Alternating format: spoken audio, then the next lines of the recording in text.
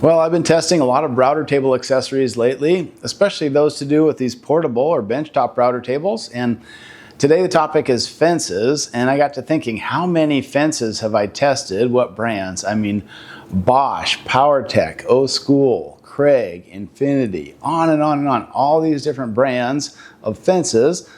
Most of them you can get separately. Some of them they just come with the table, but I can say after thorough testing that this trend version is absolutely the best. And a lot of those other models are adequate or even very good, but this one just rises to that level of excellent. And the funny thing is, it just doesn't cost you much more. I think today's price is $112 when you buy it from Trend Tools, so that's just a couple bucks more than the very cheapest model out there, so I'd say it's well worth it. And there's maybe one other fence that I've ever tried that really goes neck and neck with this one. That's the old bench dog fences, but unfortunately they're not really made. They were taken over by Rockler and they're kind of a different product now. So really nothing even else can compare to this in this price range. In fact, I've even made my own fence with fancy sliding faces and dual T-tracks and dust port on the back. And the sad fact of the matter is this one probably cost me just as much as the manufactured version. Now I'll get into all the key details of why I think this fence is so much better than other models, but if you want to buy the entire Trend portable router table, that one they do sell on Amazon. So it has kind of an angled metal base, very similar to the Craig portable router table base, a nice top, and this same fence setup. So it does have an aluminum router plate on that. The only thing is it's drilled out for Trend routers, but that is an option, so I'll put that link down in the description. But let's get on to why I really like this fence in particular.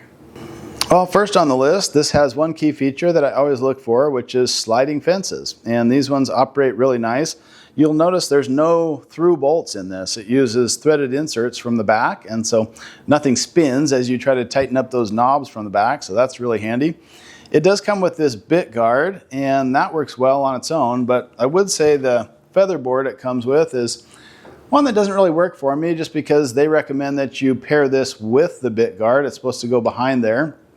And in that orientation, I have trouble setting the height of the feather board as well as setting the height of the bit, just because they interfere with each other. So you kind of have to scoot the fence back in order to do that. And I've had better luck just mounting it before the bit here. That works fine. It does have T-track on the front and the top, so lots of mounting options there. But what I'm using today are actually these Jessam Flex stock guides, and I prefer those just because not only do they hold the material down, but they hold it into the fence with these one-way wheels, so really slick accessory there. But this is one of the more clever designs out there, because you can actually slide the fences without affecting that bit guard, just because there's little spacers behind there. So that's nice that those are independent, and you can just tighten things up where you want them.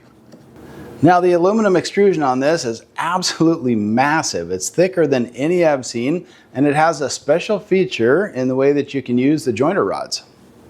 If you think these videos add value to your woodworking experience, please do give me a thumbs up and consider subscribing to the channel.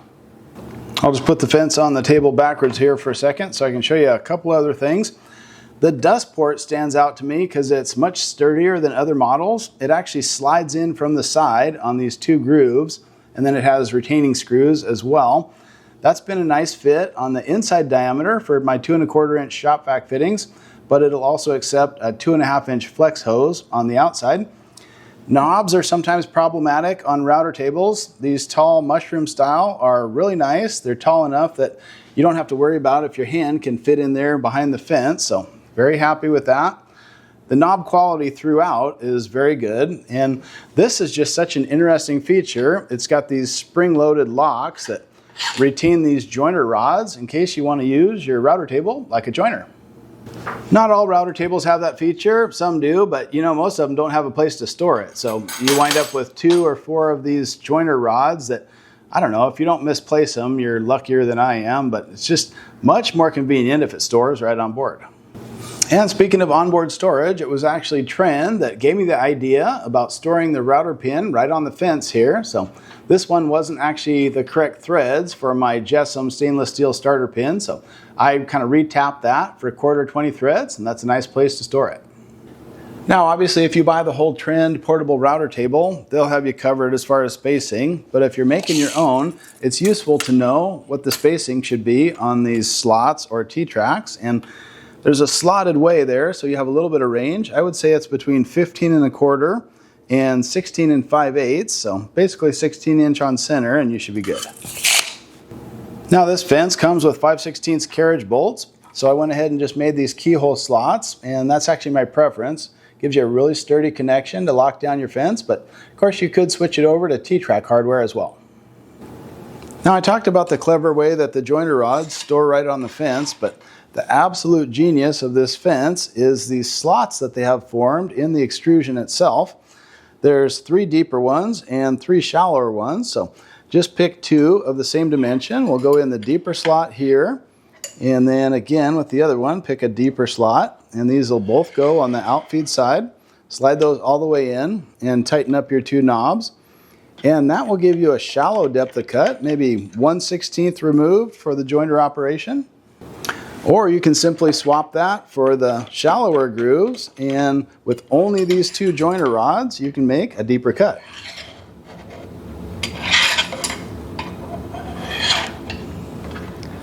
Just like that, no other modifications required, and you can change your depth of cut for the joining operation. So nice. So if you have any other questions about this fence or router table fences in general, by all means, leave me a note in the comment section and I'll do my best to answer it. But this trend fence for me is really one of those pinnacle tools. It just solved every issue I was having. It's so accurate, dead on square. It's just a really nice product, yet it doesn't have that exorbitant price tag that you might expect. So do me a quick favor, if you don't mind giving me a thumbs up on this video, it's always greatly appreciated. And please consider subscribing to The Thoughtful Woodworker.